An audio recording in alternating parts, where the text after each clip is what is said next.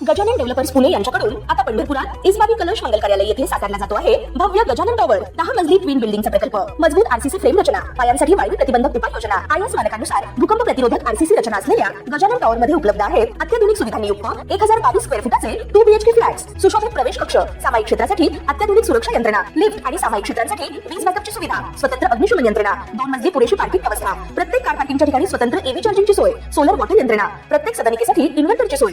इस्बाबी कलश मंगल कार्यालय शेजारी साकारल्या जात असणाऱ्या गजानन टॉवर मध्ये आजच आपल्या हक्काचा आणि आधुनिक सुविधांनी परिपूर्ण अलिशान फ्रीसाठी संपर्क क्रमांक 76 जालन्यात क्षुल्लक कारणावरून 2 गटात वाद झाल्याची घटना काल रविवारी रोजी सायंकाळी 7 वाजता घडली। या वादाचं रूपांतर हाणामारीत होऊन 3 जण गंभीर जखमी झाले आहेत।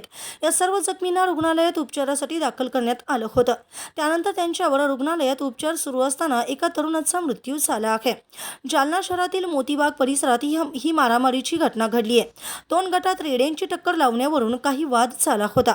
या वादाचं रूपांतर नंतर शिवीगाळ आणि हाणामारीत झालं। या मारामारीत एका गटातील 3 जण जखमी झाले असून त्यांच्यावर सध्या सरकारी रुग्णालयात उपचार सुरू आहेत। तर गंभीर जखमी असलेला रवी अशोक लाड वय वर्ष 28 याची प्रकृती गंभीर असल्यामुळे त्याला पुढील उपचारासाठी छत्रपती संभाजीनगर येथील एका खाजगी रुग्णालयात उपचारासाठी दाखल करण्यात आलं। त्याच्यावर त्या ठिकाणी डॉक्टरांनी शर्थीचे प्रयत्न करत उपचार करायला सुरुवात केली। मात्र काल रात्री 1 वाजण्याच्या सुमारास त्याचा दुर्दैवी मृत्यू झाल्याची माहिती समोर आली। मारहाणीमध्ये रवीच्या पोटात धारदार शस्त्राने वार करण्यात आल्याची प्राथमिक माहिती समोर आली असून तसेच त्याच्या डोक्याला सुद्धा जबर मार लागला होता।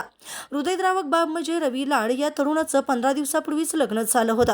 संसार फुलण्याआधीच पतीचा मृत्यू झाल्यानं पत्नीसह आई वडिलांवर दुःखाचा डोंगर कोसळला आहे।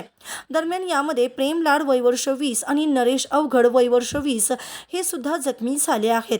या झालेल्या घटनेमुळे जालना शहरासह परिसरात एकच खळबळ उडाली आहे।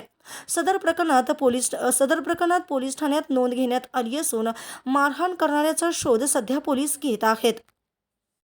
ताज्या घडामोडी पाहण्यासाठी आमच्या YouTube चॅनलवरील PVR म्हणजेच पंढरी वार्ता या न्यूजला सबस्क्राइब करा आणि शेजारील बेल आयकॉनवर क्लिक करा।